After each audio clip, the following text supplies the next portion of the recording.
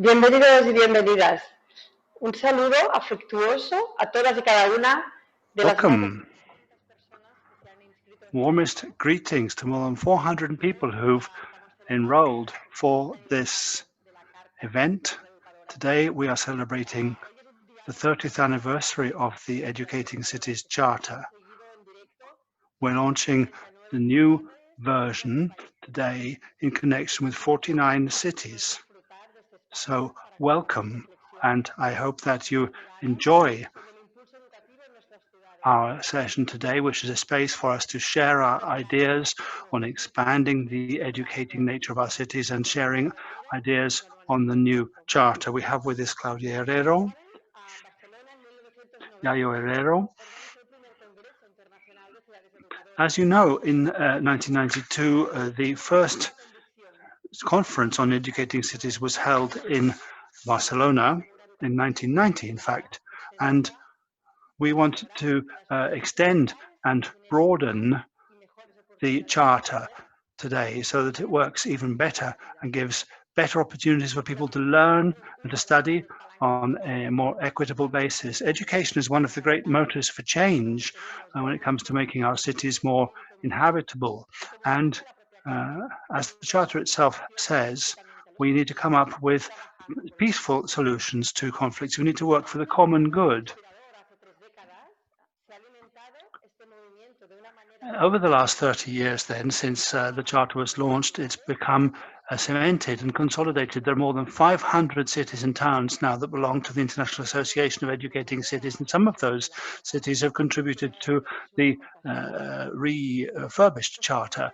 I'd like to thank them for their contribution. This will be the third review of the Charter, and it was planned before COVID. And COVID has made it even more opportune, really. We have worked from April to October this year with Joan Profe and Yayo Herrero, our speakers today, and Joan Manuel del Pozo, and with the Secretariat. We've all been working on this for 6 months. I'd like to thank them all for the work that's been done.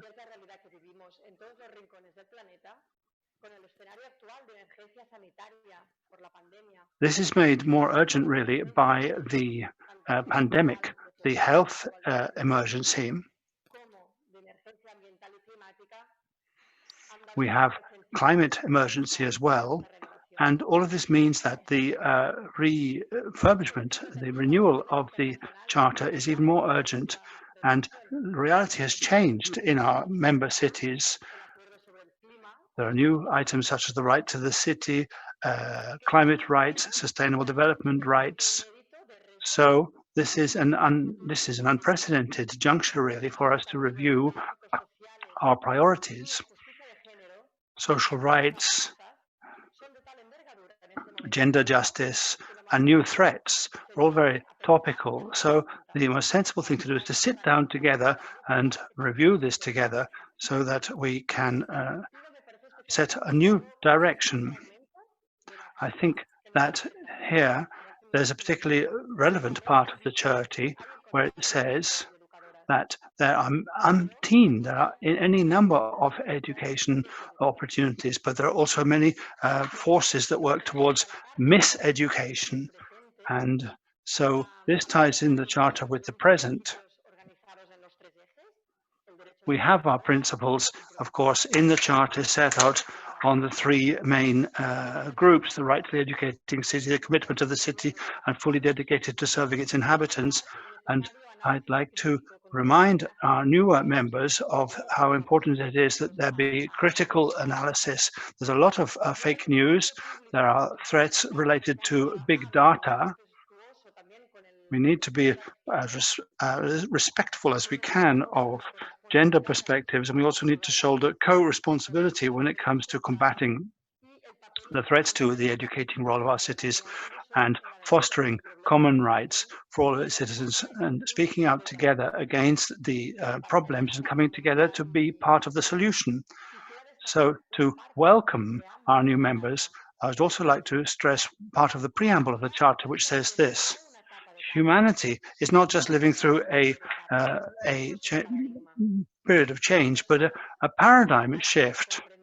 People need to be trained and educated so as to face up to the economic, social, and ecological circumstances of the time so that they can learn to inhabit our cities together. So Manuel del Pozo and Yayo Herrero have come up with an interesting document with regard to the renewal of the Charter. And today is an opportunity for us to have discussions with Joan Manuel del Pozo and Yayo Herrero. And I'll give the floor first to Joan Manuel del Pozo, a philosopher who teaches at the University of Girona and has a great deal of experience in this area. Joan Manuel, you have the floor. Thank you. Right. I should begin by expressing warmest greetings to everybody who's come to our event today, come together from so many different cities and towns in different regions on different continents to talk about the Educating Cities Charter and its review. And I have to say that the International Association of Educating Cities and the Secretary General Maria Canals were very kind to give me this role in drafting the renewal of the Charter. Both Yayo and myself are not going to say the final word at all. We're simply trying to suggest ways forward. We are just agents towards progress, and at the end of the day, what the result we get will be a choral result, a democratic result. And please allow me to say how delighted, how flattered I feel to have been given this task. Now, what I will say, my contribution this morning will only make sense if it is put side by side with what Yayo says.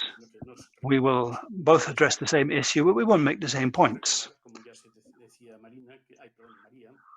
Now, as Maria already said, the structure of the Charter is unchanged. There's a very vigorous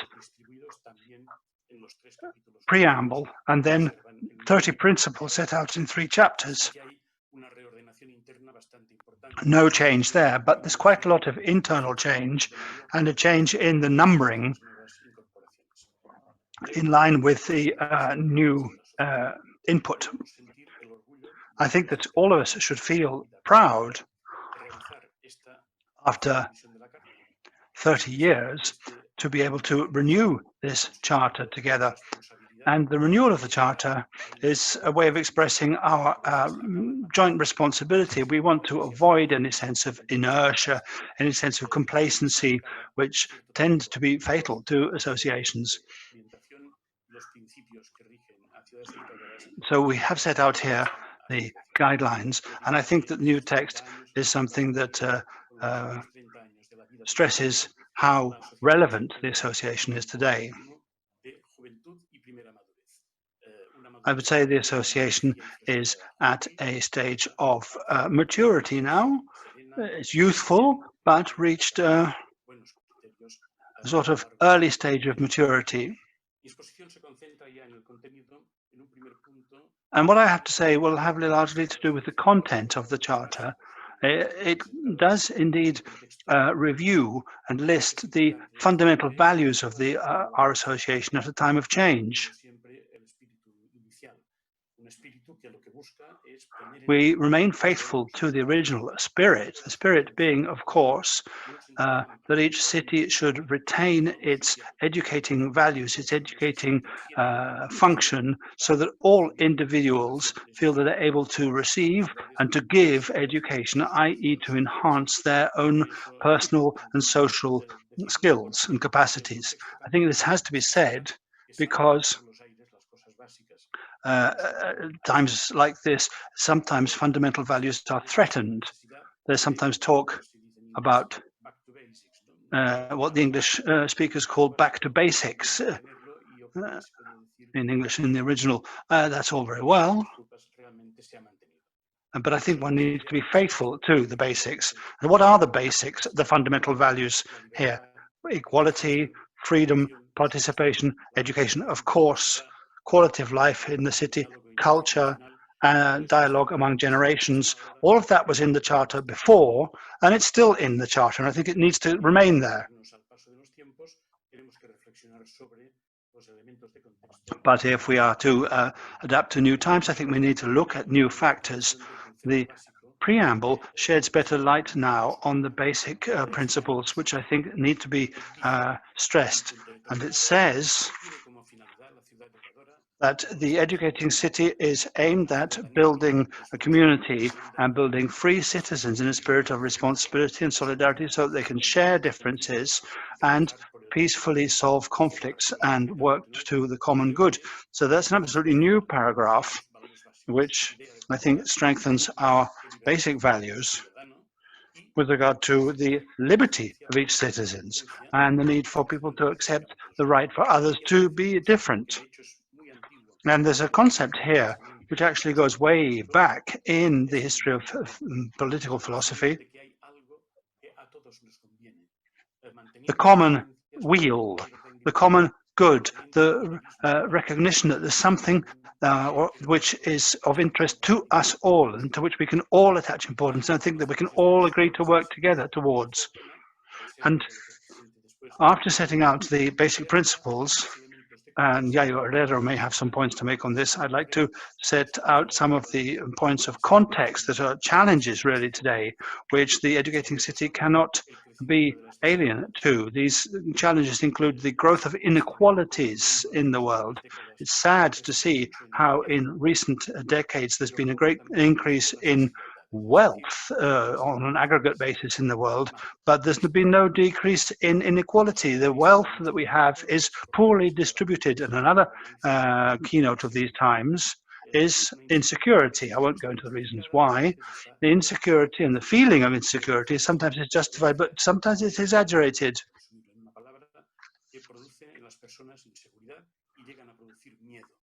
So changes sometimes make people feel insecure. Insecurity leads through to fear, and this is something that populisms can feed upon. So this is a very important item in the context. Furthermore, our context is increasingly complex. Complex is a rather posh word, a way of saying complicated, says the speaker. These are complicated times, and we use our time to live through complication. People talk about how we're stuck in the present. And this is very deleterious for this generation. And there's another point in the current context. We've reached what people call infoxication. Infoxication. And people use social media so much, and there's fake news, deep copies. People are putting across lies as truth, and sometimes the truth is therefore perceived as a lie. And I think that this is something that threatens the very roots of our democracy. And so these points and others in the context within which we live now have inspired new points or a strengthening of existing points in the Charter. I think it's important that we are bolstering the idea in the Charter of lifelong education on the basis of all of the capacities offered by the city. Principles 1, 2, and 15 in the Charter, which you will have time to read, go along these lines. And then coming now to the second part of my presentation, which I'll divide into 3 small subsections. And there's something which I think can be used as a fiber, bringing together the 3 main threads in the Charter, and that's governance. Governance is a notion that Educating Cities has been using in many conferences and seminars and publications for years. However, to date, the notion of governance has not been included as a central pillar of our text. The challenges are universal, but life is still local. And that's why it's important that we need to see the central role played by governance.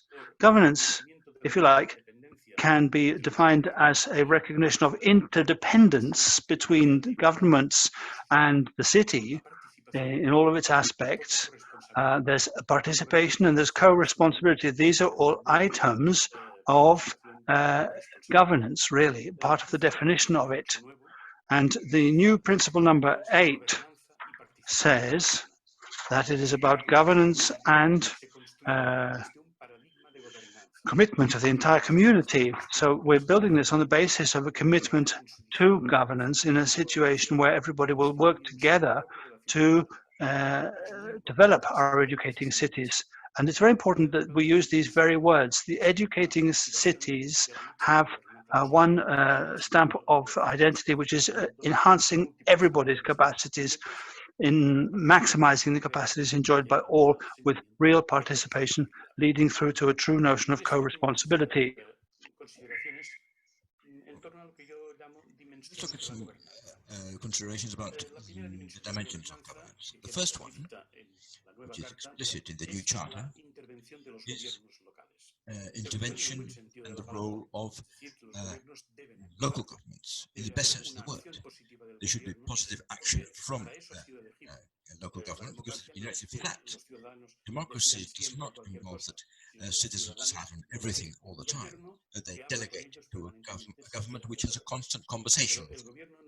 But the government cannot inhibit itself of its responsibility to take initiatives, to take decisions when there is certain conflict or doubts concerning the interests of the common good. And this positive action by local governments must be inspired by a very general but important principle: equality and non-discrimination.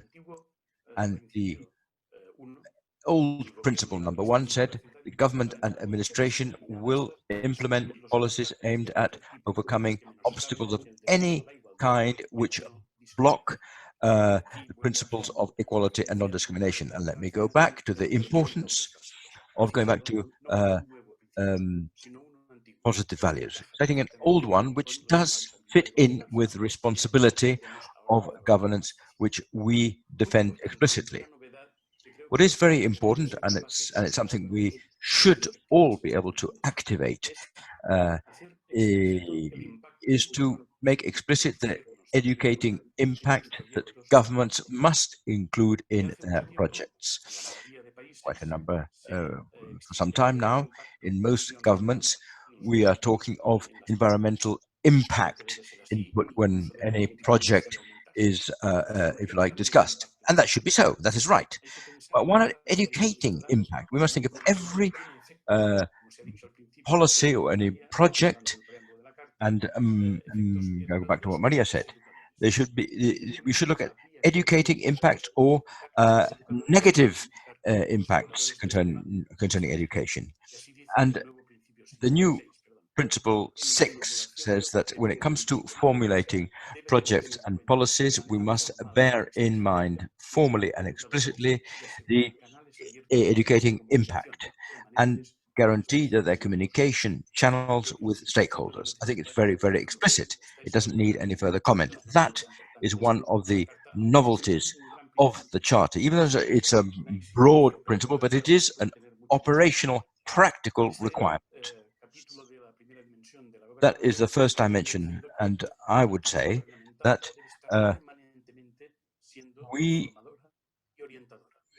government policy must be informative. That's why the local government will facilitate necessary information and will promote orientations in participation. What's also very important is childhood appears very, very often, more than in previous, if you like, drafts. But the condition of participation, one of the preconditions of participation, is to be well informed, so that participation is meaningful and effective. Going to the second dimension of governance, let's look at the concepts of participation, inclusiveness, and culture. And because in the new draft, these principles are reinforced and more robust. The evaluation I referred to, participation of children, that childhood, adolescence, and youth are citizens of the present.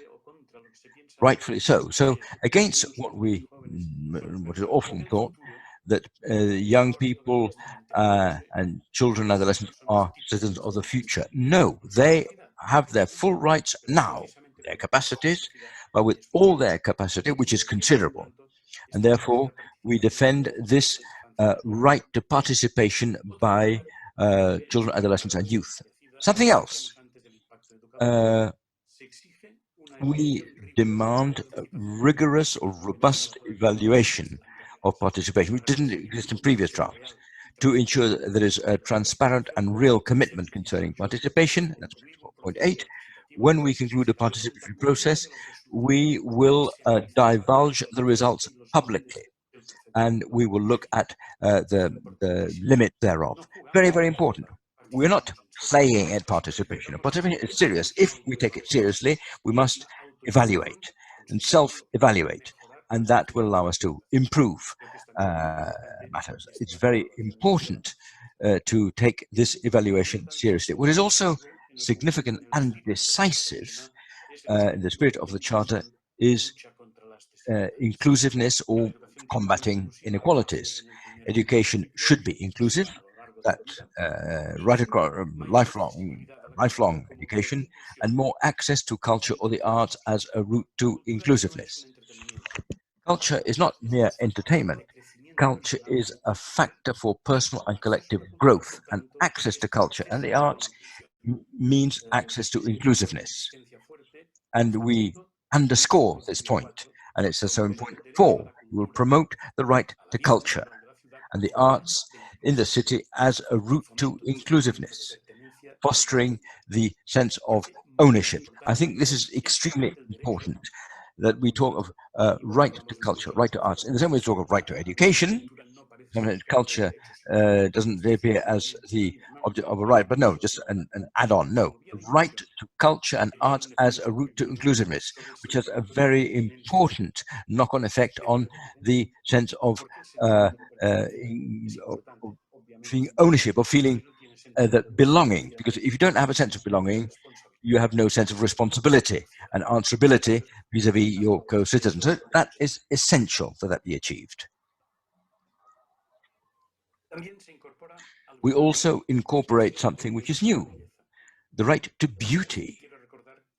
Let me remind you that in one of in a meeting in Rio, an inhabitant of the favelas, a woman said, "We also have a right to beauty." She said that to journalists in one of the shanty towns in Rio.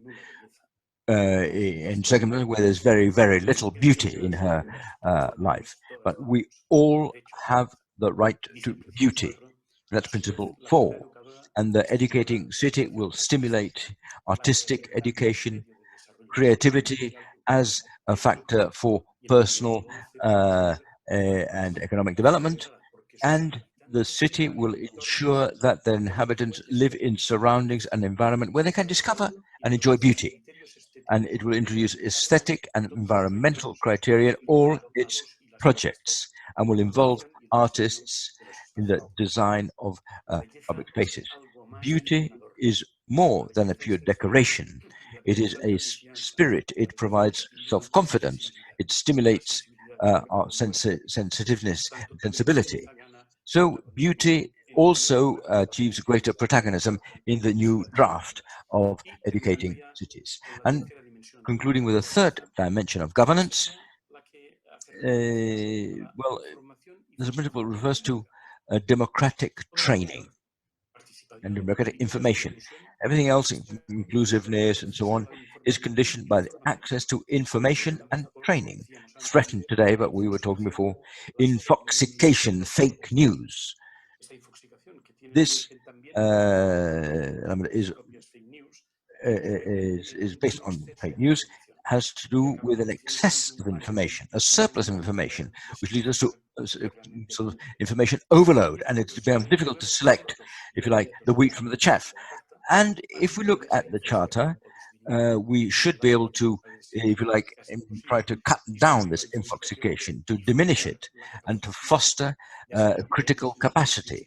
And in Principle 7, we say the educating city, considering the value in understanding and dealing with the huge flow of information currently available, will enable resources available to all persons and will guarantee access to connectivity in all spaces and areas of the city. It's absolutely crystal clear, isn't it?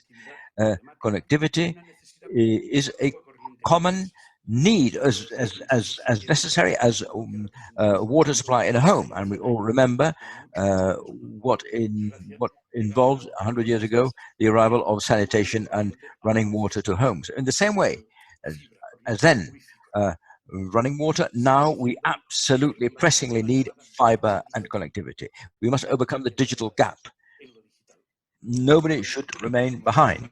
In the same way, the educating city will guarantee research talents of all persons, especially in youth and childhood, to reinforce a critical glance on reality, which should all be objective. We should talk of science, very, very important in our context, because we have seen the transcendence of scientific progress. But it's not just a property of scientists. They're not the sole owners of science. Everyone should have access to science and a clear notion why science is important, and to the recognition of scientific advance and the precariousness of science at the same time. Together in the current pandemic, we have seen how the scientists have confronted each other, which is normal when it comes to scientific endeavor. What is important is this confrontation should take place respectfully and with a critical sense. This critical sense should be acquired by children and young people right from primary school. The same article refers to a possible control like big data and AI, artificial intelligence, should guarantee autonomy and intimacy and privacy. And the Charter connects with a world movement, a very important global movement, calling for ethical artificial intelligence. The progress of artificial intelligence could provide huge services to humanity, but it cannot go against and fly against human needs and interests. And I think educating cities is at a crux, at a crucial point, if you like, a crucial juncture. We must read new Article 20, which is ancient and new at the same time. It is old in its first part, but it also adds the reference to education in citizenship and democratic values. It's old and new at the same time. Principle 20, the educating city, will or shall offer to the whole population training in democratic citizenship, which foster tolerance, respect, participation, answerability, responsibility, interest for the public good and the common good. It is, if you like, it is not new, but there's a reference to the common good. And this next paragraph says educating cities will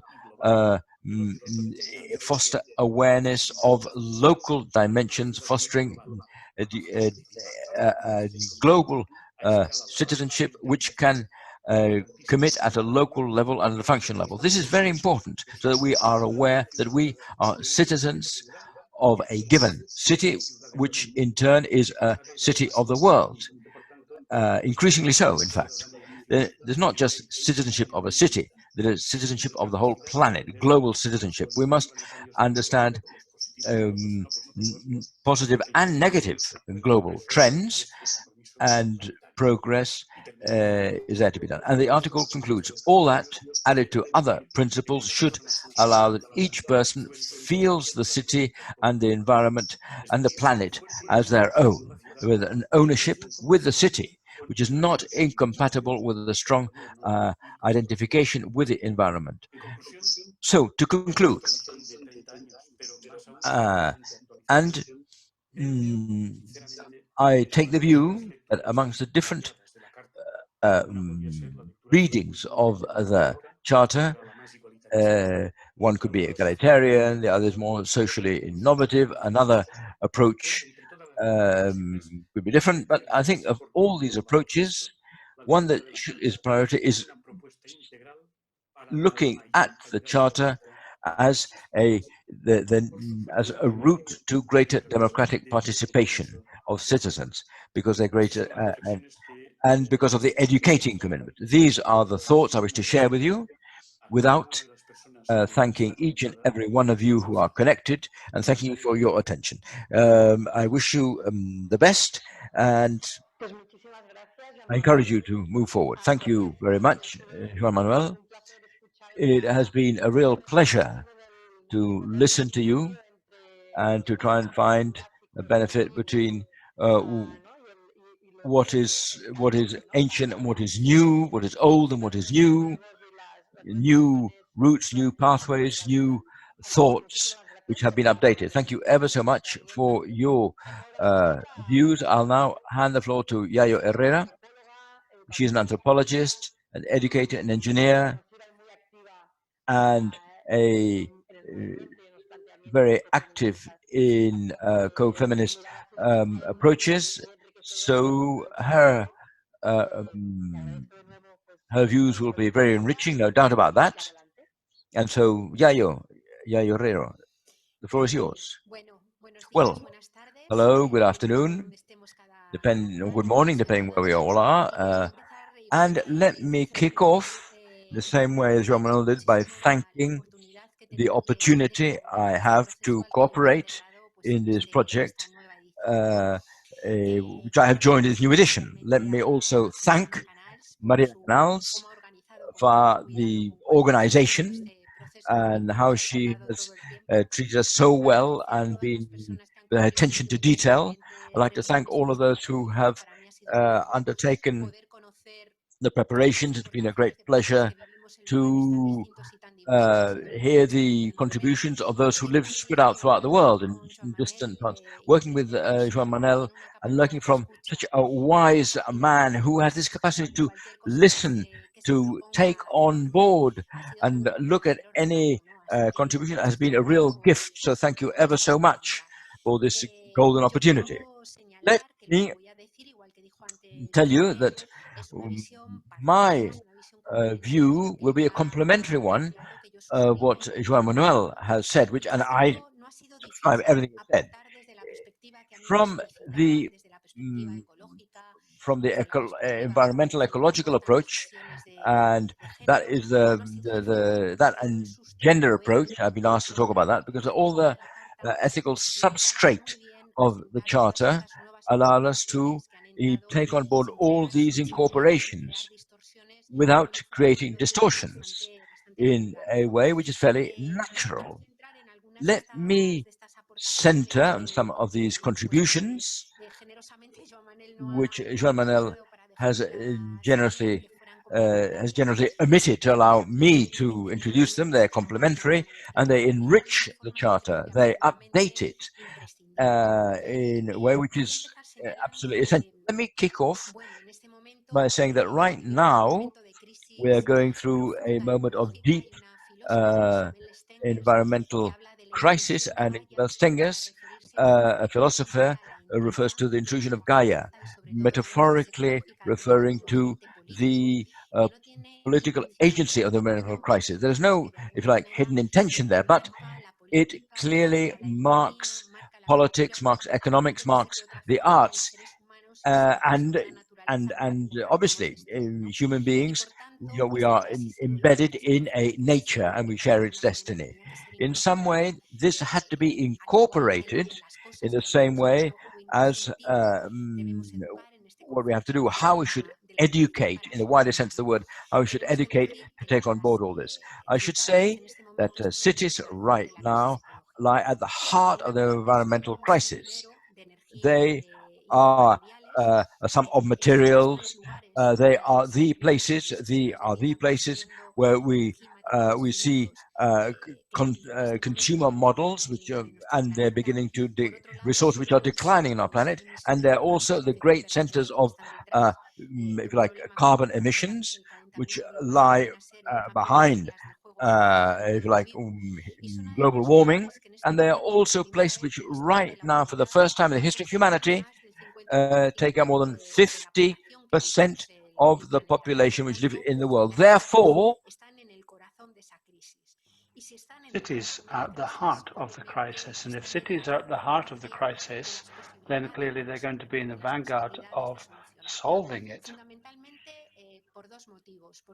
For two main reasons. Firstly, the change in urban metabolisms will give rise to major changes in the way we interrelate with nature. And secondly, because those of us that live in cities are also highly vulnerable in the face of all of the issues I've mentioned.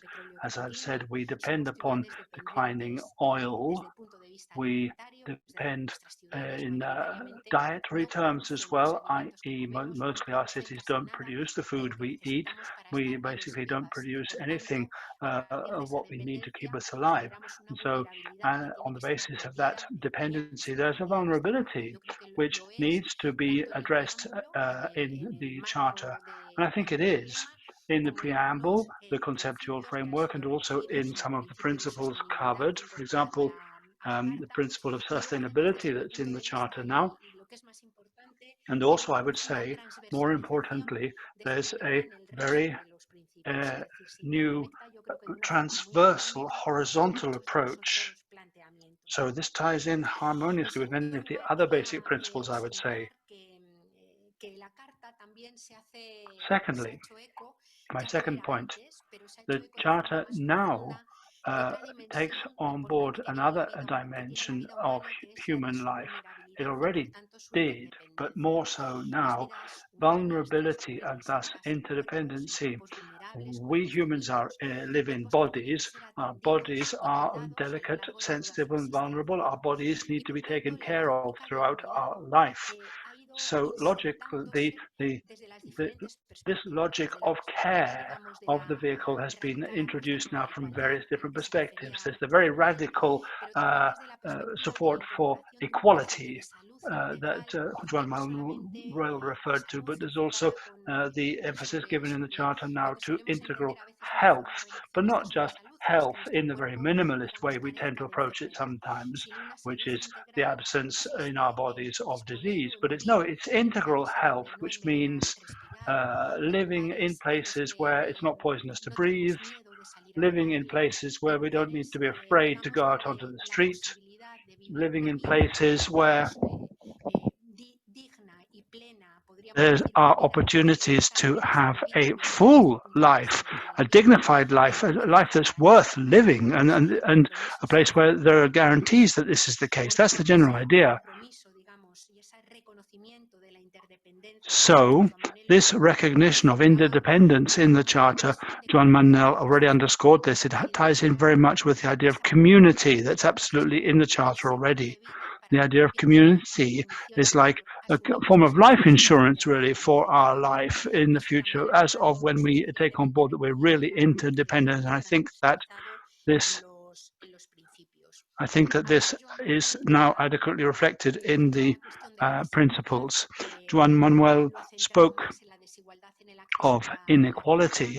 He is focused really on inequality in access to resources, but the Charter has recognized now that the city can be the scene of other forms of inequality, gender, for example, inequality on the basis of provenance, of where people are from, simply because of the ecological and social crisis now. A lot of people are being expelled from their own homelands. And what the scientists and all of the studies say to us is that these migratory flows have only just begun, and that there are going to be more and more people who are going to have to leave their territories of origin simply because they no longer present conditions of habitability. And in the 21st century, this is going to be a real test of our strength and of our morale, and indeed our moral strength, our capacity to welcome people who very often have to leave their places of origin because they've lost everything and there's nothing available for them to live on anymore there.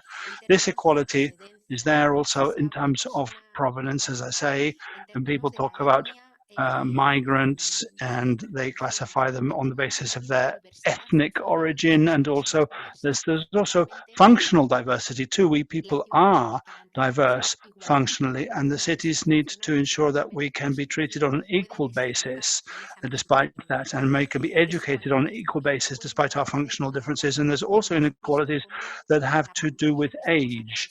This pandemic that we're experiencing now has shown this, but also at a time of heat waves, of extreme heat. The consequences of heat waves in the cities is very different depending upon whether you're an infant or an adult or an old person. And I think that you need to look at those inequalities as well. I'm very pleased at the reference in the Charter now to the speaker froze. Your interpreters regret they lost the sound for a second. There are other kinds of beings, living in cities. There are animals, there are plants.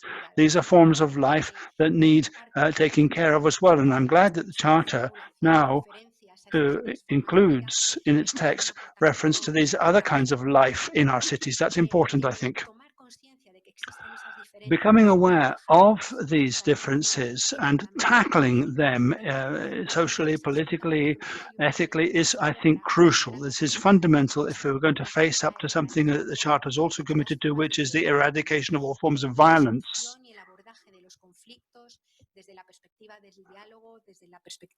This on the basis of dialogue, of building things collectively together, of sharing our principles. I think that this is crucial too. And these differences, these inequalities, these conflicts among them, today's the 26th of November, I wish to make reference to this.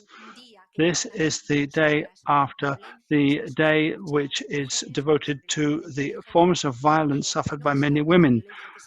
Gender violence. Gender violence isn't the only new form of violence incorporated into the Charter now, but it's particularly important.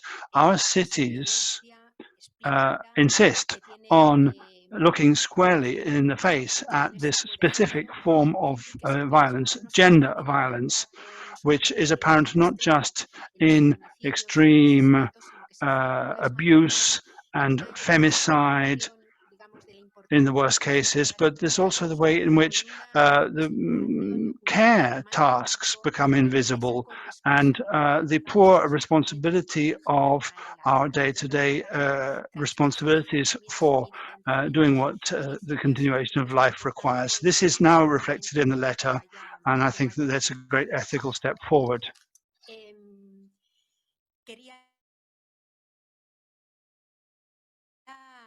Now,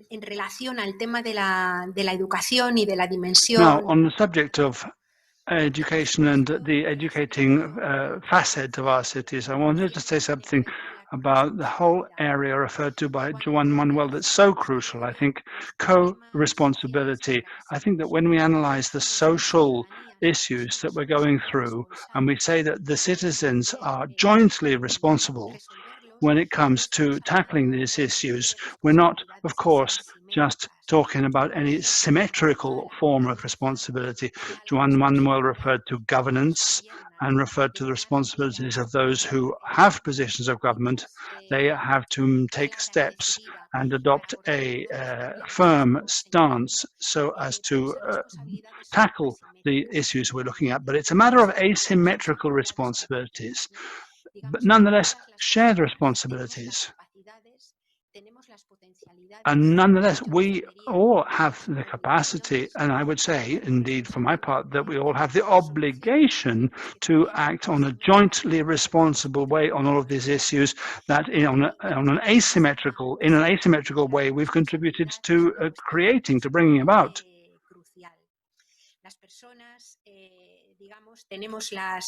We believe that cities are inhabited by people who can build, but they can also resist, they can disobey, they can bring pressure to bear for change. And they can't do that unless we, on a prior basis, become aware, become able to interpret and read what's happening, the trends in our society, so that we can take up a critical stance and come together with others to force change. Now, the Carta does stress these points, especially regarding the ways in which we need to learn to enter into different kinds of relationship with nature in which we live, to learn her limits and our dependence on her, and we need to learn how to get beyond these ethnocentric models that have enabled us to believe that we float in some divine fashion above nature, above bodies, above plants and animals. And we need to learn a non-violent way, a non-conflict way of coexistence among persons. I think this is a crucial notion that's now included in the Charter too. Cities are places where all of the structural tensions that we've analyzed come together, and cities are the place where the forms of day-to-day discomfort come together. And so I think that with a global perspective, the awareness that we're citizens of the world, that we're together on this planet, that we form a community which is a planet-wide one, made up of different kinds of species. All of that, I think, is the way that we can learn to act locally. And integration into the associations, the coexistence bodies of our cities, and getting involved in the life of our neighborhoods. This is key as well. That's another form of relationship. And thus, by way of winding up, I would say that the Charter now tackles a notion of city which is not closed off at all, but tied in with and open to the environment around it. A city which accepts that it's part of a bioregion, an environment that's related to the rural areas around it, and therefore a kind of city that's not ready to be designed or considered as being above those rural environments upon which it's inevitably going to defend. And therefore, by way of conclusion, I think that the rejigging, the recast of the Charter has, as I said at the beginning, tackled in a very harmonious fashion the various kinds of tension facing us. It's been decided that we're not going to look in the other direction. We're not going to evade the problems that threaten our cities, all these kinds of inequality, different axes of domination, psychological tensions. So it sets forth a whole ethical series for government and for self-government, enabling us to rise to these issues and to progress together towards a future where the life of all beings can become meaningful and valid. So thank you very much. I'll leave it at that. Thank you. Thank you very much, Laia.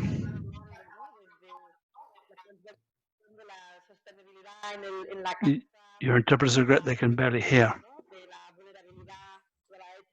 Sustainability, care, community, ways in which we tie in with what surrounds us in our cities and in the planet. This is all key.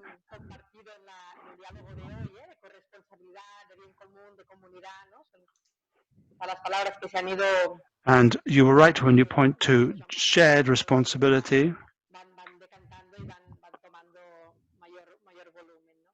All of this becomes particularly important.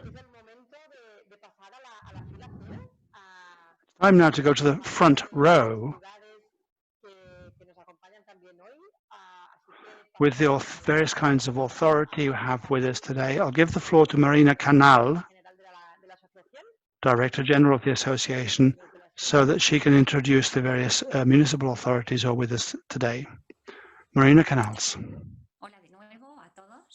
Hello again, everybody. We thought that it would be appropriate to join the voice of cities that are very active in the network of educating cities, members of the executive committee, and add their voices to the experts we've already heard from this morning. We asked those cities from the front row to share a couple of key ideas on how they plan to work in future to rise to these educational, social and environmental challenges, and to give true translation into reality of the principles in the Charter. Now, after that section of this event, you'll all be able to ask questions of Yayo Herrero and of Joan Manuel del Pozo using the relevant button to ask questions.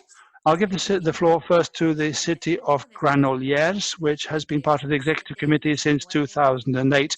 From 2007 to 2009, they coordinated the national network of educating cities.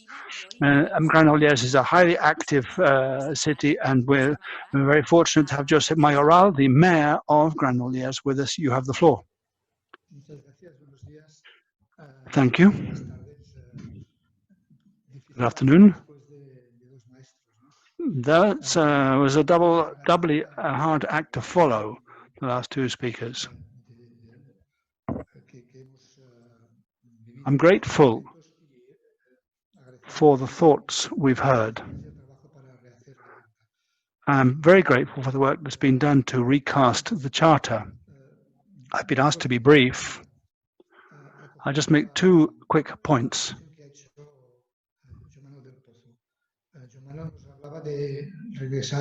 First, on the basis of what Joan Manuel del Pozo said, he spoke about going back to basic values.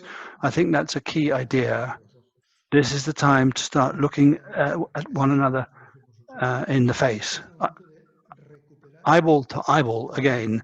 This is the time to coming back to the wish and the desire, the keenness to understand one another, to take care of those around us, in the awareness that those around us will take care of us too. This is the time, really, to progress towards a city that takes care of the persons living in it. So, educating cities simply need to generate confidence that people will have in their authorities, and that there's going to be inclusive and bring about spaces for dialogue.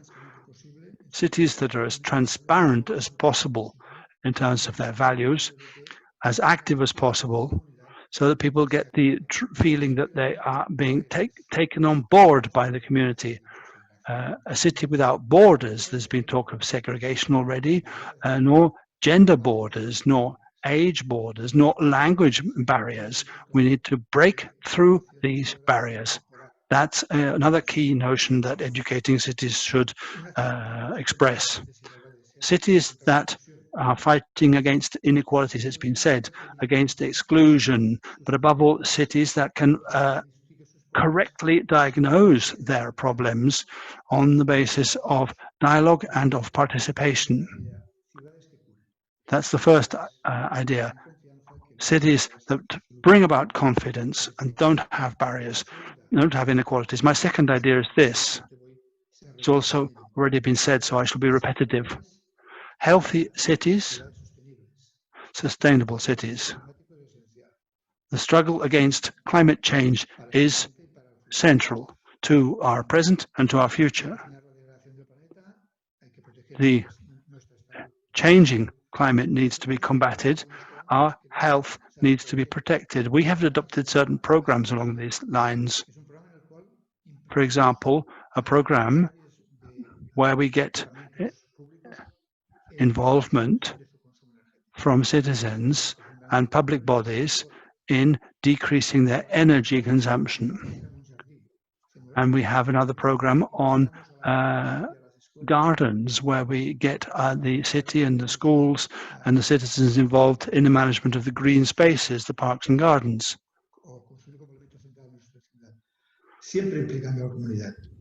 Always with involvement of the community. That goes also when it comes to our river. The river at our city used to be the worst sewer on the continent, and now we're trying to recover and make this a cleaner river. And this is something that we do with contribution from grassroots, from society, contribution to change. And I'm talking here about the circular economy in such a way that globalization can be something that makes for greater involvement of the citizens in their governing their destiny. So we need to go on being spaces for occupation and cooperation. That's the only way to transform our cities. Thank you. Muchas gracias. Thank you ever so much, Josep. And thank you for being with us. And these examples you shared with us clearly bear out that working along the guidelines of the Charter of Education is not a privilege at all. It's something less. We wish to make that clear. It is true that we have a key role, but there are other bodies, villages, small towns, associations, groups, civil society, and that highlights the importance of a political dialogue to push forward the beliefs and the principles of the Charter. When a mayor or council leader firmly believes in the principle of the Charter, this general vision of the city does manage to bring together and coalesce many different stakeholders in the city, and that allows us to move forward in this educating cities we wish to grow. We've also invited representatives in the city of Rennes in France. This was one of the cities, together with Barcelona and Torino, which breathed life into the setting up of the association and is now a permanent member. As a permanent member, its experiences, its practices always are a fillip to innovation. And Rennes also set up the French network, the network in France of educating cities, and we managed to see by getting to know it, and we discovered that it is indeed an educating city. We saw it with our own eyes. We have with us the city of Rennes. We have seen that the city councillor for education, Gaël Rogier, did have some connection problems, I'm afraid, but we shall see. If it's not her, we also have with us François Mesure, who's the Director of Education in the city. So let me hand over to Rennes. And thank you for being with us. Good morning, everyone. I hope that everyone can hear me well. I am delighted to participate in this this meeting of Educating Cities on the occasion of its 30th anniversary. As Marina has reminded us, Rennes has been there right since the outset. The network has now grown and grown, is now truly international and global, even in certain countries. And nevertheless, we still have to foster the idea of educating cities. That is essential. There are certain national dynamics which are fairly restrictive concerning the wishes and aspirations of an educating city. Now, when it comes to the Charter, which we were working upon to renew it, it was important for us to include in the Charter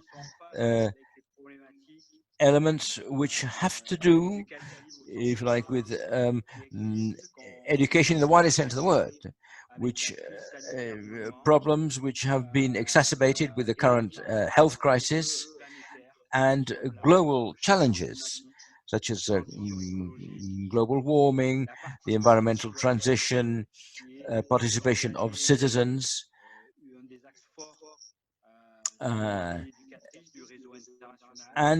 citizens' participation is one of the strong points of the network and of educating cities. It was essential to create a genuine, wide-ranging educating city.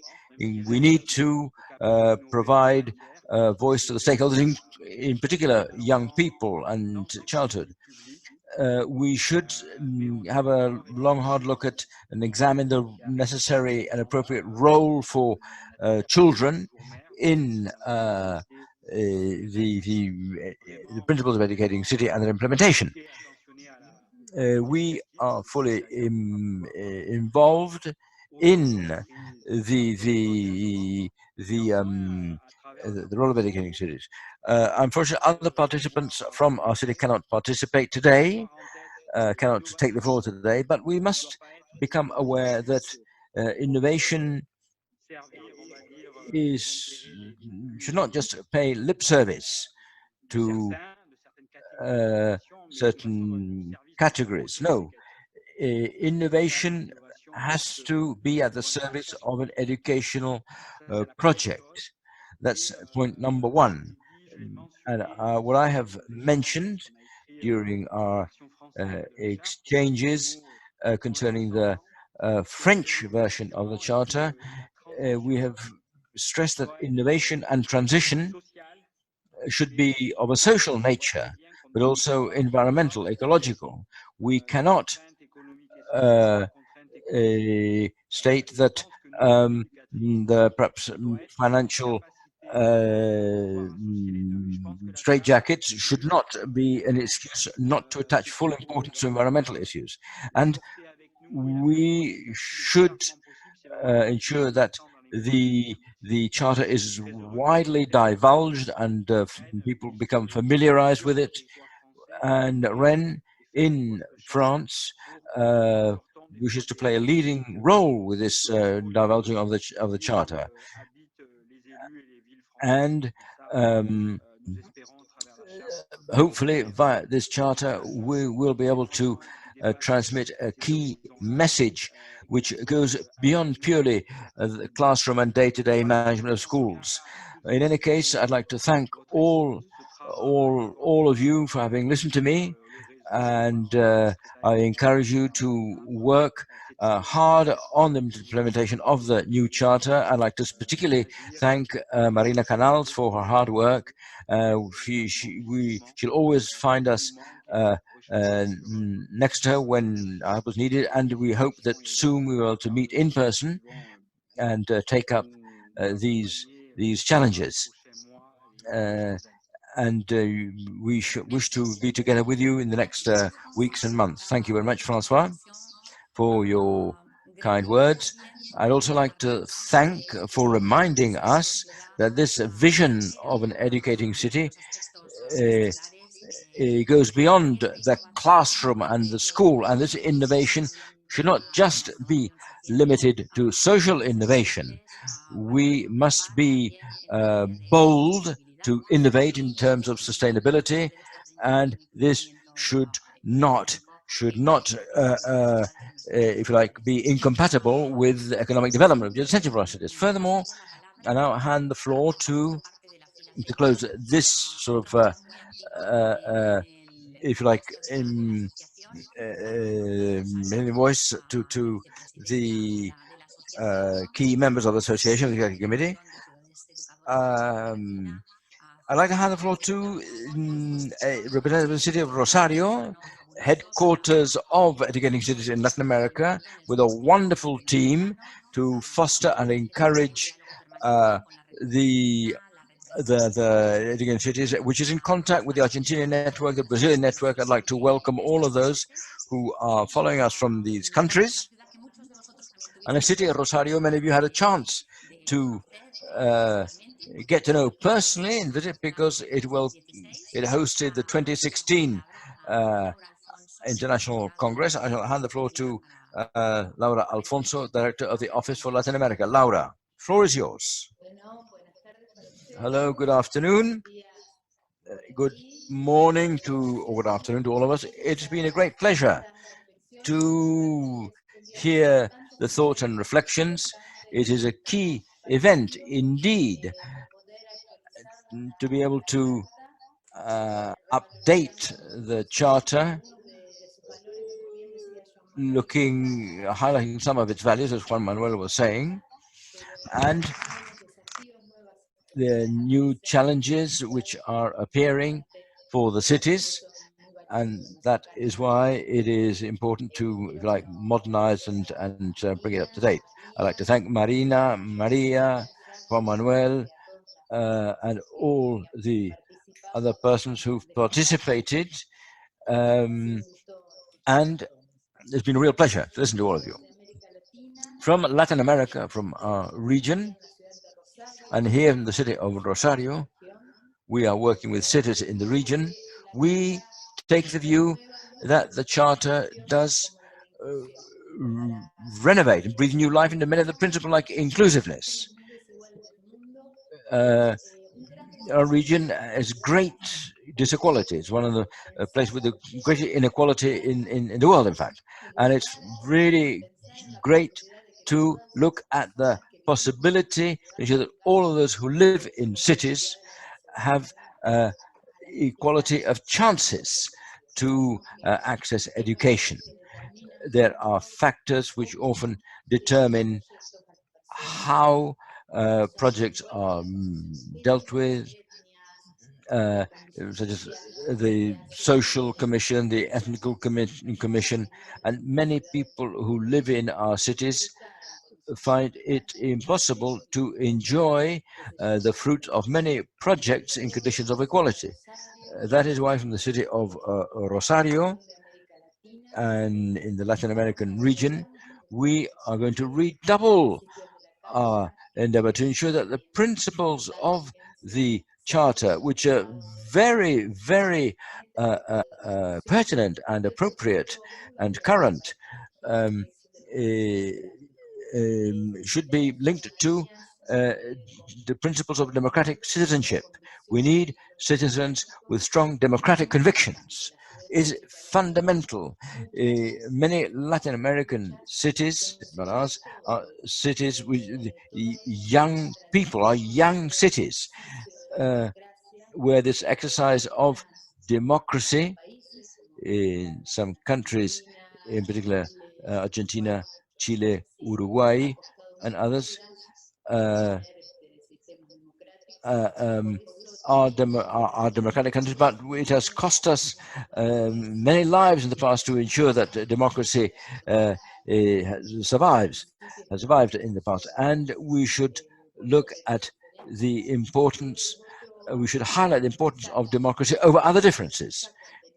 And all this is enshrined in these principles. So we wish to show our commitment, growing every day in that sense to enshrine the principle of the Charter. Thank you very much. Thank you very much, Rosario. And thank you for reminding the importance of inclusiveness, that everything that is good in our city, all the opportunities, be available to all the inhabitants of a city. Now we would include this second part of the event. And now let me hand over to the protagonists, to those who have been following us and listening to us. Now the floor is theirs, because we do talk about active participation. And this is now possible thanks to new technologies. If you have any questions for Joan Manuel del Pozo or Yayo Herrero, as I said before, you can send them to us via the icon of questions and answers in Zoom. And they will certainly answer and enrich their contributions. Okay, let me hand back to Maria Truñó, and we shall continue sharing ideas and views. Thank you very much, Marina, and to the cities of Granollers, Rennes, and Rosario for their approach and talking about their very specific, their own views, their own glances on the issues which are common interest to all of us. Well, Joan Manuel is one of the people who has dwelled upon this charter. After 3 decades, I'd like to ask, what are the 3 aspects that are the most relevant, the most topical, with a view to allow the cities to face up to the challenges, and also to push forward the principles we have been dealing with in the past 30 years. So the 3 aspects which should be highlighted in a sense. Joan Manuel, thank you. Yes. Yeah, I'd be delighted. I'll kick off. The question is not a simple one. I would concentrate in a significant way on an idea which also has emerged and which is enshrined in the Charter. It is inclusiveness. In what sense? Only if the immense majority of people do not feel included, only then can we consider that there will be co-responsible for advances, especially if we have cities which are demoralized with mistrust, and we must generate confidence and trust, and that, as Granollers said, that is essential. And there should not be anyone who feels excluded on the margins of community. So that is essential, the sense of trust and the sense of belonging to create inclusiveness. We, or our minds, move forward based on inputs of information, and as has been said today, there is a mass of excessive information, almost abusive, right? If the population has an intoxication of fake information, then they will be sick and will not be able to work for the progress of our cities and of our world if citizens and all cities and their inhabitants do not have access to an approximation to truth. I'm not talking of the truth, which is an almost impossible concept, but at least an approximation to truth. So that would be the second point. Proper information and access to critical thought. And what comes from sound information? If you're a well-informed person, you will want to participate. If you will want to do something for the community, for your community. I take these 3 words: inclusiveness, information, quality information, and participation. Those are the 3 buzzwords I would use, if you like. Let's see, for me, going back to what Joan Manuel was saying, which is crucial, I'll bring other 3 key words. The first, which I think is important, the first one has to do with the idea of sustainability, but also how the Charter has worked over years. Not just a question of a planet which is sustainable, because the planet can sustain itself. It's inserting human life in cities into this nature. We must take a long, hard look at sustainability of our cities in a planet with physical limits, which is being stretched to the limits, if you like. And I've referred to them beforehand. Another idea which has to do with the first one, and the ones highlighted by Joan Manuel, is the idea that is repeated in several fragments, which is a common good, the concept of the common good.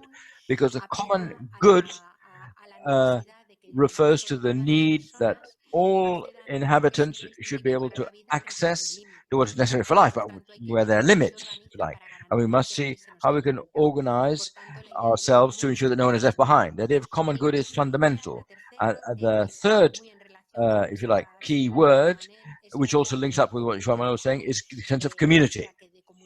The community which has to do with interdependence, where not just because of genetics, because of speciality, the work carried out by many women is essential. So these 3 ideas, sustainability of human life, the common good, and community, are 3 contributions which make me feel particularly proud to have, if you like,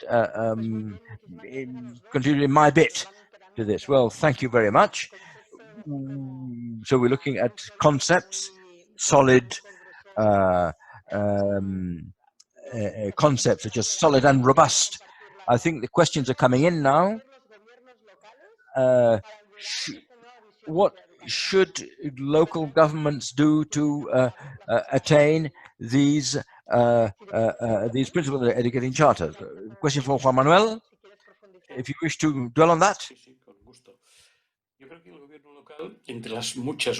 Yes, I'd be delighted to. I think that local governments have many authorities, many responsibilities, sorry, and one that's increasingly important, and this was apparent in what Mayor Maroal said, which is transparency.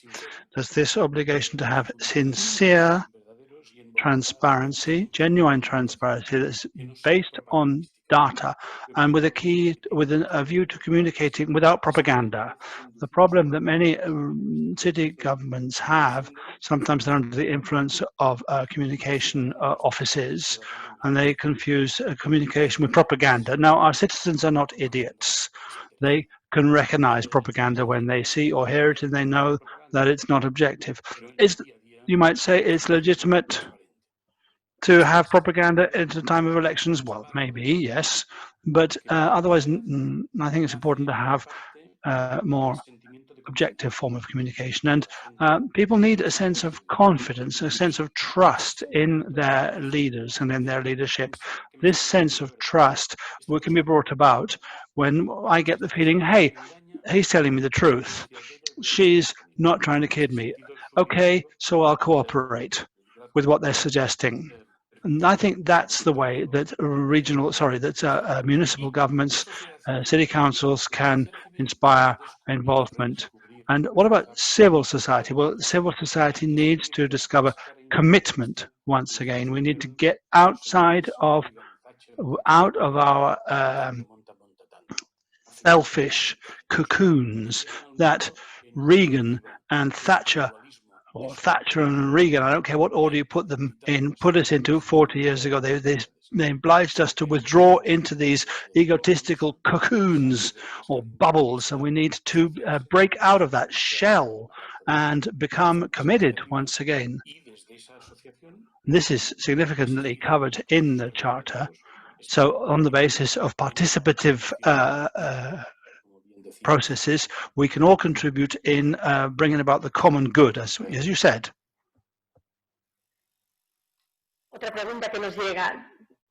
Here's another question we've been sent. What initiatives could or should be undertaken by city governments so as to bring about more sustainable forms of life? Would you like to address that, Yayo? Sure. Thank you.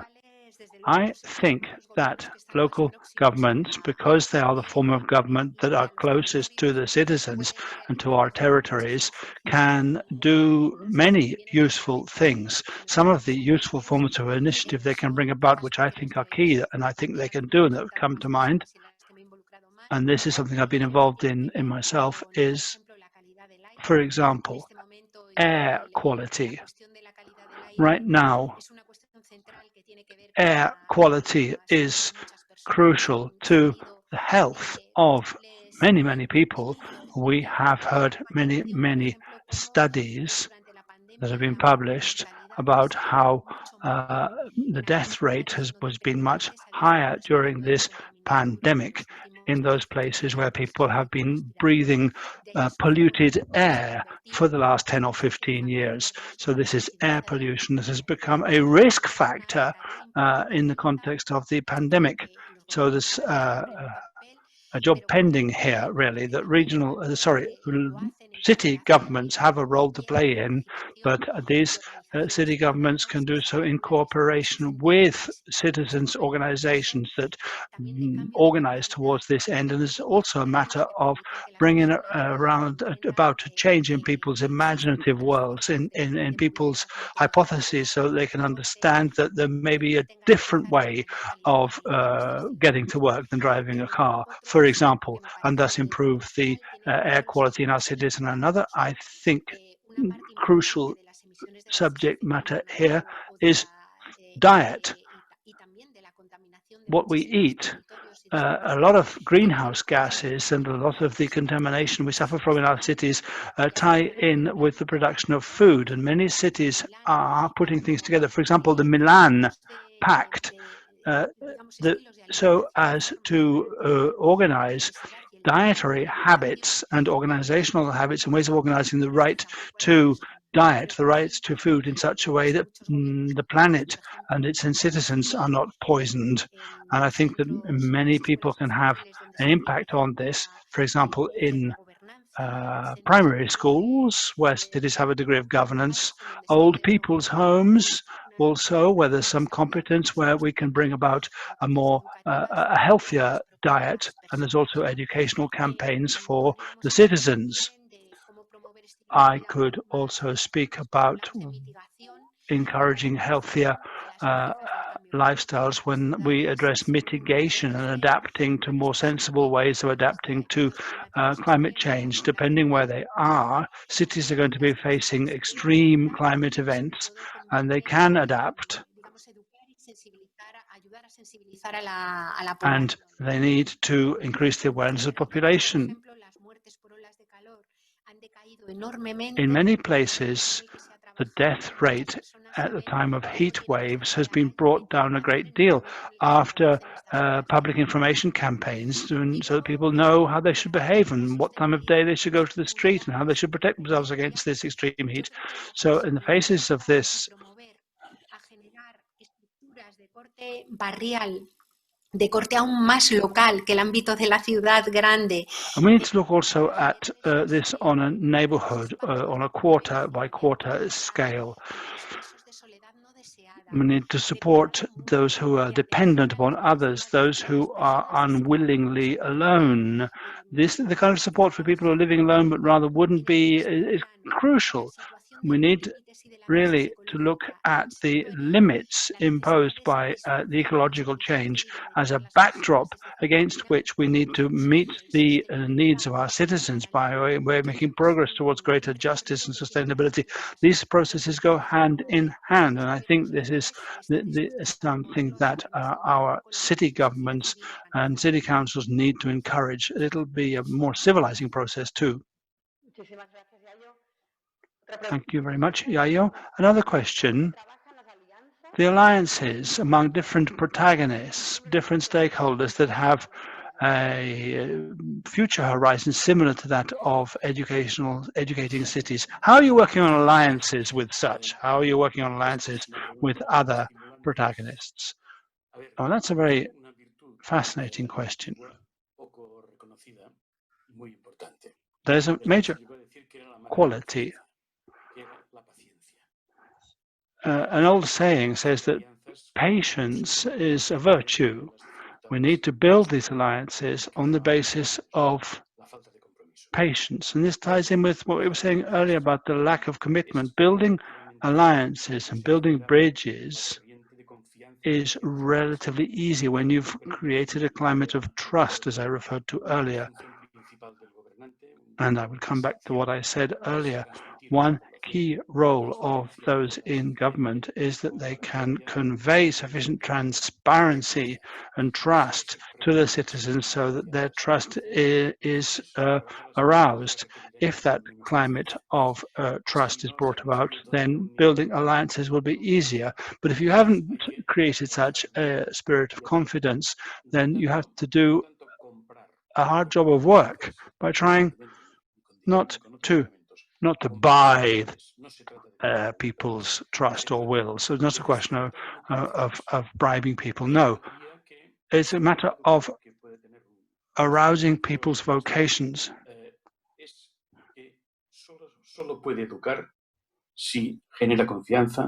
Our cities can only be educating cities if they generate trust and confidence, and thus get that feedback of trust and confidence from the population.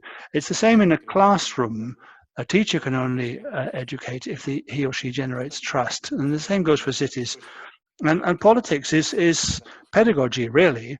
And I think if you're pedagogical about it, or to go back to what I was saying at the beginning, if you have a patient form of pedagogy, then you can build such alliances. Muy bien. Excellent. Está entrando otra pregunta. Here's another question that's come in. ¿Cómo deben plantearse las ciudades educadoras? How should educating cities look at coexistence in diversity and building common spaces when facing racist and xenophobic forms of discourse? What about those xenophobic forms of discourse that when we come up against them? Reply, well, when there's racist and xenophobic forms of discourse, I think that educating cities need to be quite firm in their principles. And this charter is based on ethical principles within which racist and xenophobic forms of discourse, which are often encouraged from above, they need to be responded to firmly, vigorously. There's no room for half-heartedness here. But I think we need to bear in mind that very often these messages are spread surreptitiously, underhand, if you like, places where people are afraid, where people don't have any confidence, where people don't see that their right to eat is being guaranteed, don't see that they have a right to their electricity not being cut off. That kind of uncertainty, that lifestyle precariousness is very vulnerable to forms of discourse that blames and tries to use as a scapegoat sectors of society that really don't have any responsibility at all in perpetuating these absolute forms of inequality. That's often the case. So I think we need to be firm when we reject xenophobic and racist discourses and looks, glances. I'm very concerned about the fake news and the propaganda that's been supporting a lot of this racism in recent years. But I've also seen how in some places, in certain parliaments, for example, in certain areas of government, we're beginning to hear things being said that are unworthy, that do not deserve to be said in such public spaces of coexistence and government. This needs to be combated very firmly, but I think that we can block the spread of this form of discourse, particularly if we bring online many of the things included in this charter, guaranteeing people's basic needs so that they can have a dignified life, to ensure that those rights are guaranteed to the majority of the population, and bringing about spaces where there is trust, confidence, dialogue, mutual support. All of that will help to prevent people being afraid and accepting that people who are really not responsible for their structural problems at all should be their scapegoat. Thank you very much, Yayo. Here are more questions that are coming in online. Given the situation brought about by COVID, we've found that we're all vulnerable. Since we're all vulnerable with COVID, what aspects should be borne in mind by municipal governments? Well, if we go on taking it in turns, it's my turn to take this question, but we could actually both reply to a given question. The chair, it doesn't have to be each in turn, no. I believe that local governments share this responsibility here with governments whose competence is broader. Somebody said earlier, since this is a pandemic, i.e. a worldwide disease, therefore worldwide decisions should be made. Well, that's almost impossible. But what about Europe-wide decisions? Or decisions taken jointly right across America or Africa or Asia? Nonetheless, this is a very broad-ranging epidemic, and responses taking place on a fragmented basis here and there. And the cities are a part of this.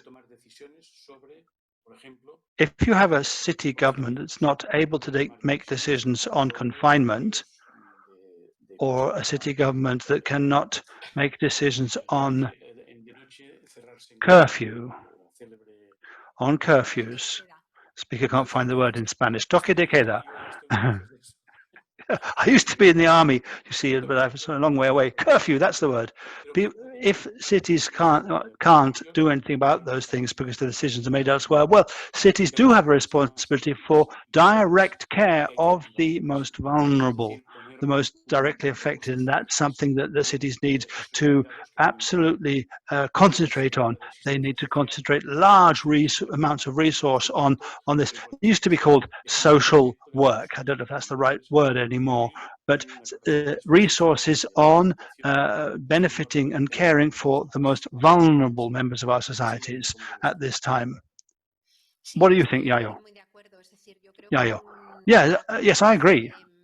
I think that this COVID-19 pandemic has been like a moment of lucidity, really. It suddenly shed light on things that previously were invisible. For example, when it comes to determining what forms of work are essential and what jobs are not essential, we found that transport people, but especially a lot of very, very feminine jobs to do with cleaning and care, which are poorly paid, precarious, and we suddenly found that these jobs that are largely done by women are key, are essential, and can't be stopped. And I think that city governments can take steps to ensure that these forms of care are provided to people who need them, particularly who are people who are at a stage of life where they need more such care. And I think it's also important to ensure that our carers can work in dignified, adequate conditions. Because very often we just look at this from the viewpoint of the people who require the care, but often they are being cared for by people who have precarious employment conditions, who are poorly paid. And I think that local and city governments are able, through the rules laid down on wage bargaining, etc., are able to ensure that these carers' working and pay conditions are more decent. So caring for the carers is very necessary at phases such as this one with the COVID pandemic. And then there's the matter of our open spaces. Sometimes the parks have been closed in our cities, and the children have really taken the brunt of confinement, and it's been appalling for them. And we've also found that some women who are in situations of abuse have been confined in the same home with the people abusing them. So if we can be aware of this, and if we say that our cities are the locus where there's a great deal of inequality, then if we're trying to provide care to people, we need to be aware of all of these forms of inequality, and therefore we need to legislate and lay down rules that are appropriate. Because an educating city, in the sense of this charter, is also going to be a caring city right across the board. Thank you both very much. Let's continue. Here's another question.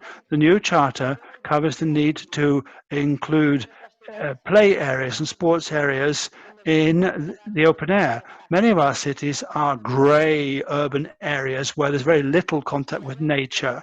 How can we reverse that trend? So this is a question about public spaces and nature. Would you like to start on this one, Yayo?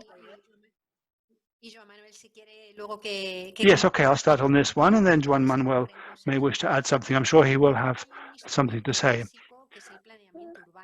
I think there's a basic tool here, which is city planning.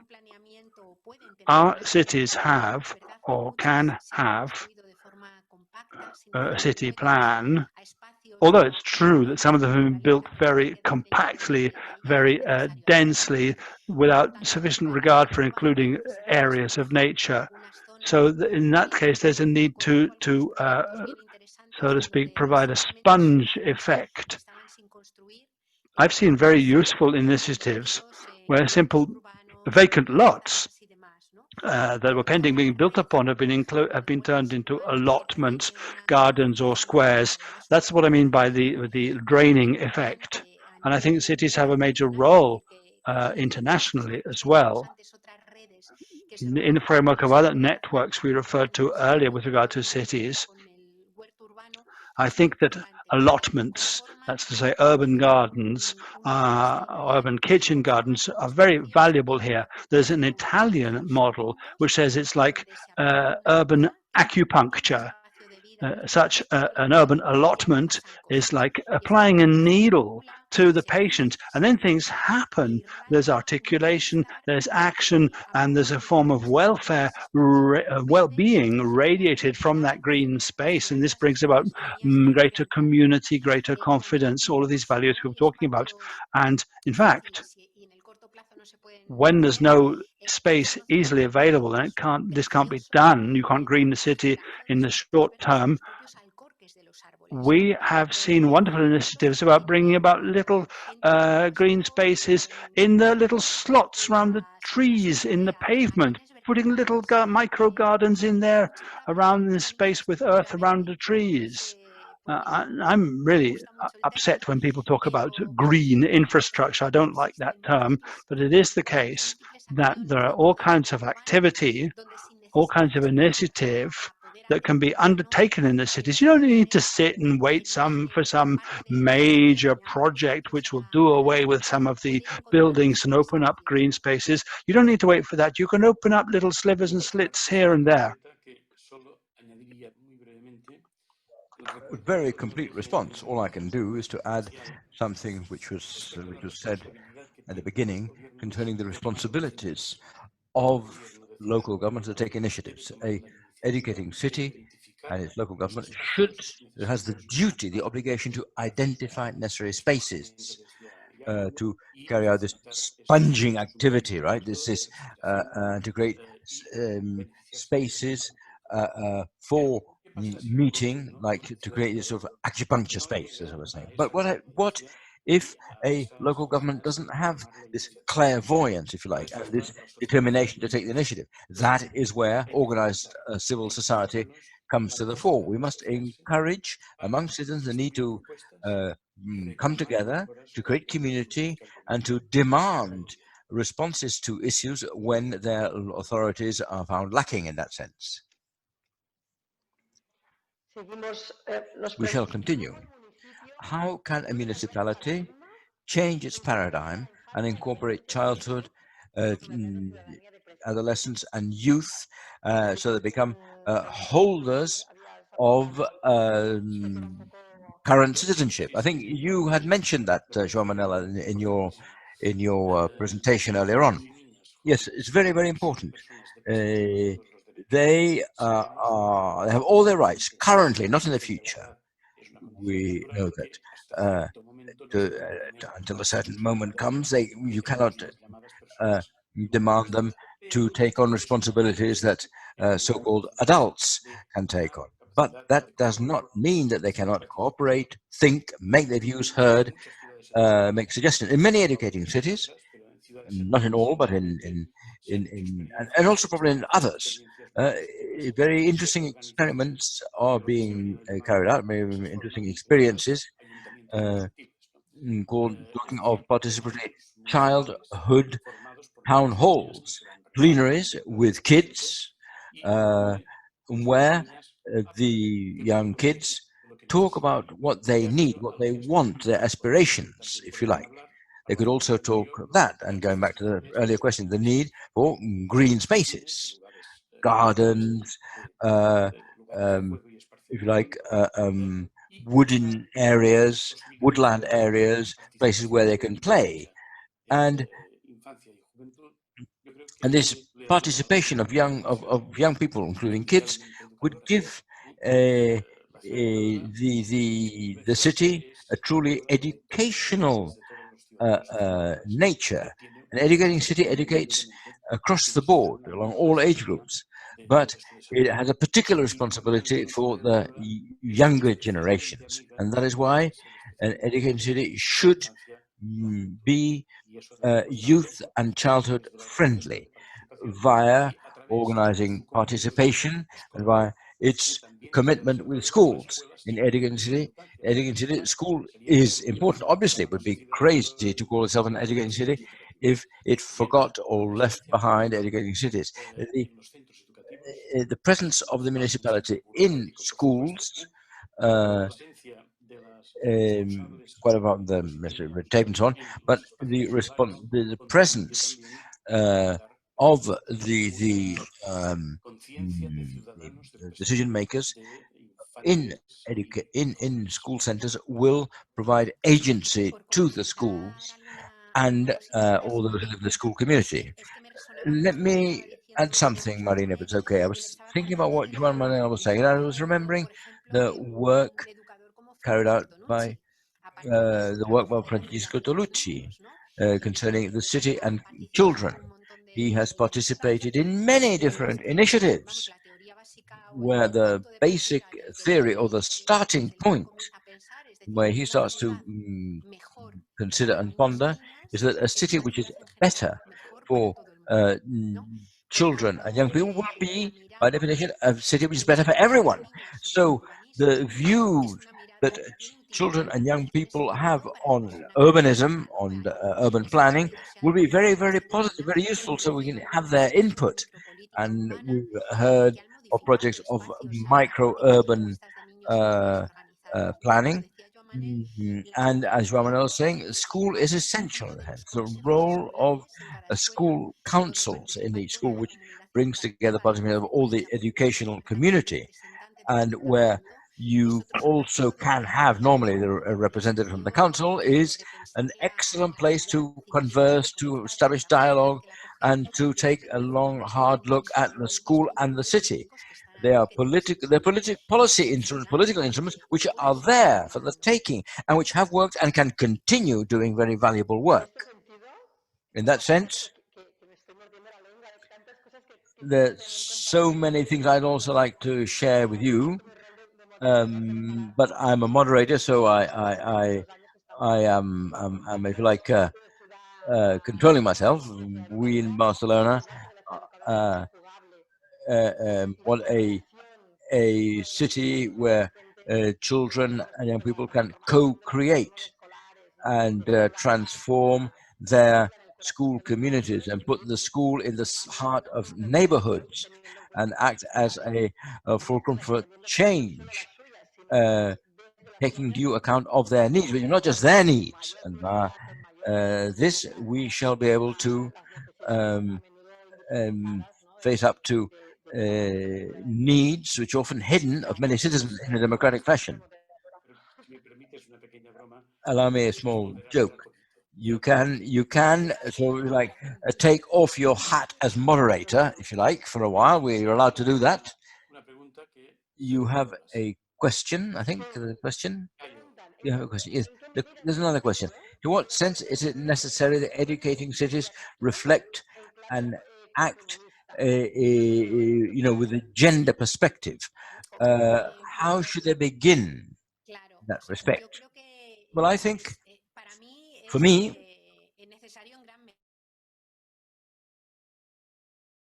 it is unavoidable, in fact, because one of the main challenges we face is because I think the feminist perspective permits the new draft, and we citizens should understand ourselves as a species. We know that we are co-dependent in a planet with limits to growth, which we are stretching to the limits, and we are interdependent. And from this double dependency, which, if you like, marks our self view of global citizens, as Manuel said in his opening statement, and citizenship which is interdependent will allow us to rethink how we organize our life in common. It is very important to do so, I believe, because one of the main tensions and issues which comes from, and has to do with a psychological crisis, is an economic crisis, which has to do with ecological crisis. And those are one of the key tensions, the key fault lines, if you like. And the human being has been taught to look at nature from outside, from the margins, with a certain superiority. Western societies have, if you like, drilled in that view, which has permitted neo-colonial attitudes as well. So to recover this interdependency and codependency must be examined. And I now look at education as cross-cutting, not just in the school. I think we should be able to use education to have a look at how we can deal with what is environmental, what is nature, and to be aware of this approach from outside, from the margins, is to be aware of that is the first step. And then we can start working on school programs, educational programs, syllabus, and so on. And also how the city councils can be able to incorporate these concerns. And I like what Joan Manuel was saying. I think I had heard him talk about that on other occasions, to perceive the environmental impact, but also the educational impact of our measures on society, how we can incorporate into city budgets the ecological perspective, the gender perspective, feminine perspective, also in budgets permitted by environmental and ecological concerns. We can move forward fairly significantly without huge big investments, just by if you like, changing the paradigm of the way we look at matters. Thank you. Ahora está entrando la pregunta. I think there is a question. How are cities going to evolve in the medium and long term, and how are educating cities be placed, will they be well placed to face up to this evolution? Well, we should be able to look at a crystal ball to give you an answer. But we are all concerned vis-a-vis this possibility of a change for the future, for the immediate future, in particular after this massive crisis we are submerged in. A health crisis, not just a health crisis, it's also an economic crisis, social crisis, even a political crisis. I think cities of the future will be what its citizens decide they are to be. Obvious, right? It sounds like a cliche, but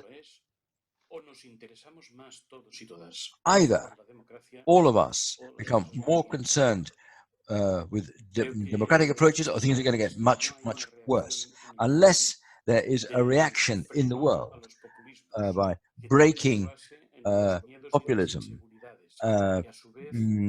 populist tendencies which have stem from insecurities and crises and fears. Unless there's a reaction to that, the populist and demagogical inertia can end up destroying or exploding cities and even democracy. This pandemic and all the concomitant crises could lead to better cities. In the last few days, I've heard two very prestigious voices with opposing views. And one is Lipovetsky and the Sarkisyan. And Lipovetsky has been very pessimistic vis-a-vis the possibilities that once we are all vaccinated, to say quickly, we will have improved. He thinks that deep-seated inertias mean that most people, once the big scare is over, will go back to their usual tricks, ignoring, if you like, the environmental concern. Or Sarkisyan, on the other hand, but different, maybe one is a man, the other is a woman, was more optimistic. And she said that, in fact, what is happening is, if you like, I think, getting the bells ringing, right? And so that they ring the changes and find different ways to carry out their lives after all this scare. As a 19th century Catalan philosopher, who is not well known, said, I'm not optimistic or pessimistic. I am moderately optimistic within a certain pessimism. So it's difficult to be either fully optimistic or fully pessimistic. We must be critical and call upon people's awareness and conscience that we should be committed fully to democracy, because that is the only way out. If we look at our circumstances, there's been a very important political election in a very important country, and we've seen one thing there. It's interesting. Those who defend a so-called negative model have voted more than previously. Donald Trump has received more votes this time around than when he was first elected. But there have been many, many more people who voted the alternative and have greater participation. So that does indicate to us as a concrete example, but it can be extrapolated to what is happening in the world. Negative forces have fear in their favor. Fear always leads to conservative, right-wing, reactive positions, but the perception that that exists can be a trigger to those who voted for Biden, Democrat, in the United States, can actually trigger them to go out and vote for democratic, progressive options. But of course, to go back to the question, educating cities is where there's a climate which is more propitious to what I would call a democratic commitment or commitment for democracy. To complement that or supplement that with an environmental view, is that if we look at the IPCC, the panel for climate change, that unless we do something, the future is going to be very grim for all of us. How are they going to evolve? Well, let me go back to what Joan Manuel was saying. They're going to evolve depending on what we do within the cities, depending on what we do in the world. If we just continue with the models which have led to a disaster, we are going to find situations where we shall increase inequalities and we're not going to be able to move forward. If we look at paths for change, for transition, and looking at what we've talked about today, I think then we will be able to reach substantial change. And well, transition in cities could have positive knock-on effects, positive repercussions in the planet and for those cities. The debate here, in terms of educating cities, the debate is between either a clear going, if like, going down the path for education, vis-a-vis others who ignore that. Why will educating societies be better placed? They will be more resilient societies. The scientific community tells us where at this moment in time, where you cannot completely do away with climate change, we'll have to adapt to climate change and global warming, or you can no longer if you like, replace the fossil fuels, and we have to move to completely different energy models. How we are prepared to deal with these changes will determine clearly that we do it following sustainable paths or ones that lead to disaster. So an educating city can make us much more resilient with a way to, if you like, go along transition, which is going to come, whether we like it or not. Muchísimas gracias. Vamos ya a la última pregunta. Thank you very much. We'll take one last question now. It says, the Charter makes a reference to making the city as a whole jointly responsible for providing care. How should educating cities respond to that challenge? Does this overlap with what we were saying earlier, perhaps? Reply, yes, I think the response to that challenge of making everybody jointly responsible for providing care. Part of the reply is not stopping talking about what we are all have an interest in. I think all of our citizens need to be involved, be it remotely, through telematics or not. Dialogue is the key to thought, as old Socrates taught us, and it was extended by his disciple Plato. So dialogue really is crucial to our progress in developing the ideas contained in the Charter of Educating Cities. By way of a supplement to that, I would just say this. When we talk about systems of care, and when the Charter starts to embrace the gender component, the gender angle, I think that this also implies necessary action for everybody to be jointly responsible when it comes to building femininity models and masculinity models that are different to what we have to date. And also that will enable us to have a fairer approach to providing care to those who require it, for example, the elderly. And I think that our cities and their neighborhoods and their organizations and associations and the city government needs to shoulder this responsibility for providing care for life. Well, thank you both very much. I have a last thought that I'd like to express as well before we close, and this is it. I like to see that the idea we had in the first version of the Charter about freedom going from our school walls throughout the city, and that this idea has now been promoted. I'm not sure that we have the word school in the Charter. We didn't use the word school today, at least, but we've been talking about the city as a whole. So we've raised our view, if you like, from merely the schools in our cities to the city as a whole, and we're talking about the role to be played by our cities on this planet with its resources, etc.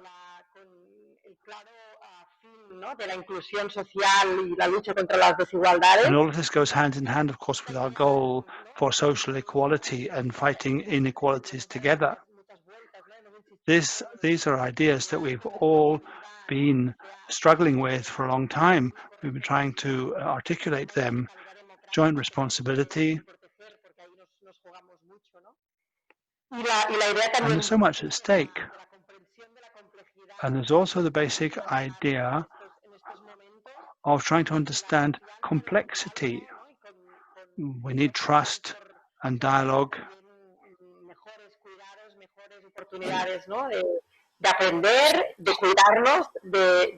better opportunities for people to respond and to provide care when it comes to meeting the vital needs of all of our citizens.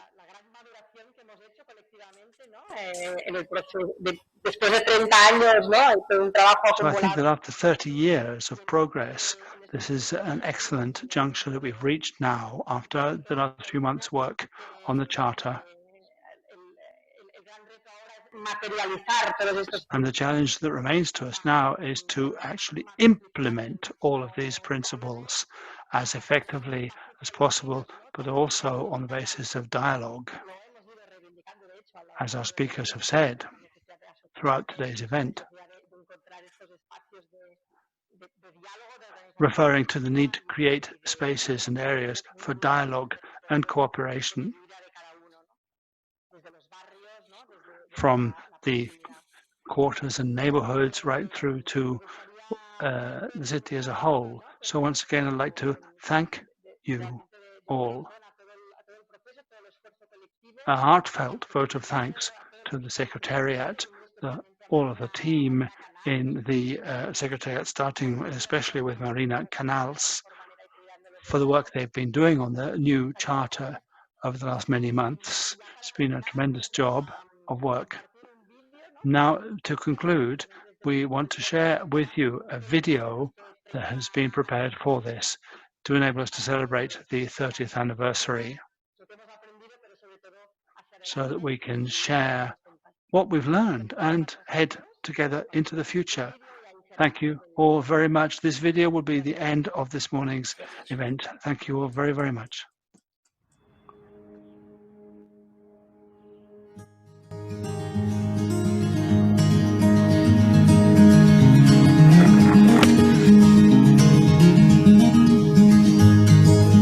The Educating City is a dynamic learning laboratory. The Educating City provides countless educational opportunities to all citizens. In the Educating City, education goes beyond the school walls and permeates streets, squares, and parks. The Educating City fosters harmonious living, inclusion, equality and diversity, social justice, solidarity, and peace. The Educating City promotes development and empowers its citizens. In the Educating City, everyone always has something to teach and to learn. In the Educating City, education calls for the commitment of the entire community.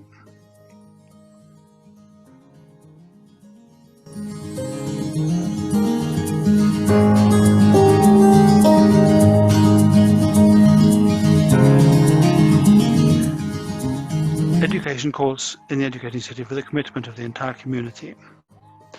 The Educating City promotes the acquisition of knowledge and skills, as well as learning how to be and how to live together. The Educating City leaves no one behind.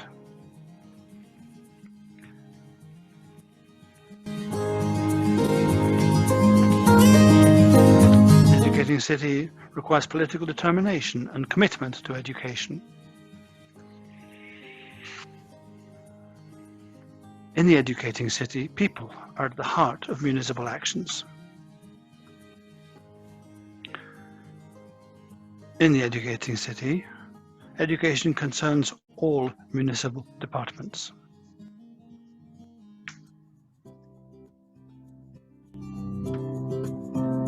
The Educating City underpins, showcases, and evaluates the educational impact of municipal policies. The Educating City is a project shared between local government and civil society. The construction of an Educating City calls for collaboration and networking.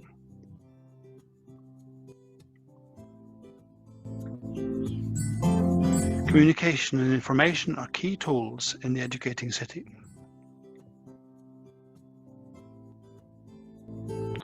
The Educating City engages in active listening.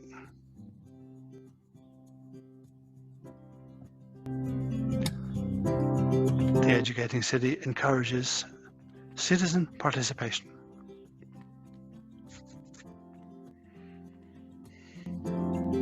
The Educating City forges a democratic, active, and critical-minded citizenship. The Educating City identifies and responds to problems jointly with its citizens.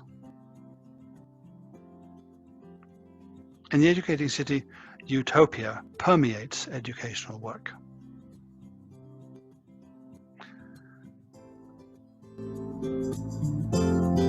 The Educating City is an incubator for social and educational innovation.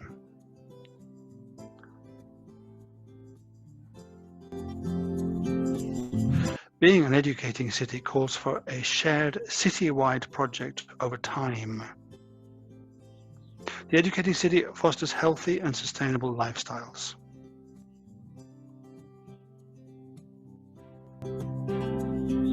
The Educating City is a humane and welcoming one.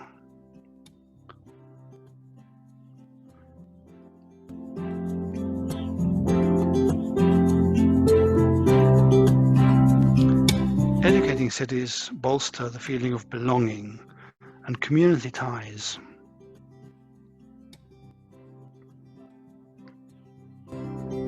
In an educating city, education transforms people in order to transform the world.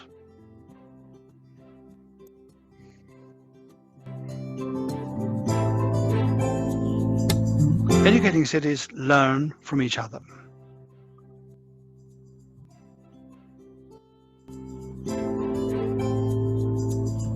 More than 500 cities around the world are committed to the Charter of Educating Cities.